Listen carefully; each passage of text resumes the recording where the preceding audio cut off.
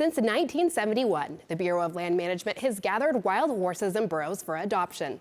And recently, one of those adoptions took place in Marana that included horse training demonstrations by inmates from the Arizona Department of Corrections. I wanted to find out what the future holds for these animals. 22 miles outside of Tucson, there are horses and burros in need of a home. Some wild horses and burros find these homes at adoption events across the region. We try to hit new spots every year so that people understand that we do have this program, and it really brings more attention to us. It helps us actually get these animals in good homes. At any given time, Hall has between 450 and 1,000 animals in his care. For rancher Steve Temple, the adoption in Marana offered easy access to a much-needed burro. It was excellent. You know, we came through, we looked around, we looked at all the animals. The staff helped us provide which ones were real docile, and we were looking for a docile animal to be a friend to a retired rope horse. In Arizona, burros vastly outnumber wild horses. In 2019, the BLM reported more than 6,900 burros in Arizona. There are around 530 horses. People should call this the horse program. It's not just horses. You know, we have a lot of burros in Arizona, we have a lot of burros in California. They create the same nuisance issues that we have with horses. They also do the same damage to the range that horses can do.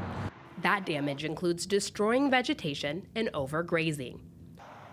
Julie Murphy from ASU's School of Sustainability has dedicated her doctoral research to wild horses. The BLM has been criticized from both angles, from the cattle growers to the horse advocates. One of the concerns I have with adopting the horses out is that the public is ready for this. It's difficult to follow up to see how they're doing once they're adopted.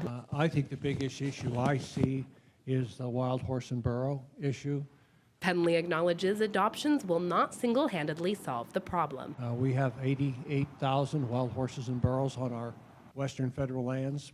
We've increased our adoption program to get people to adopt these wild animals. That's not going to solve the problem, and it's a tens of millions of dollars problem, but the more important thing for me is the existential threat to the quality of those lands.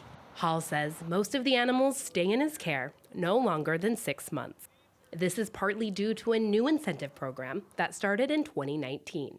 Once you've adopted, you receive a $500 payment from the government within 60 days of the adoption date, and then you'll receive another $500 for the government at time of title, which is typically around a year. Hall says about 75% of the animals get adopted. That's up from past years.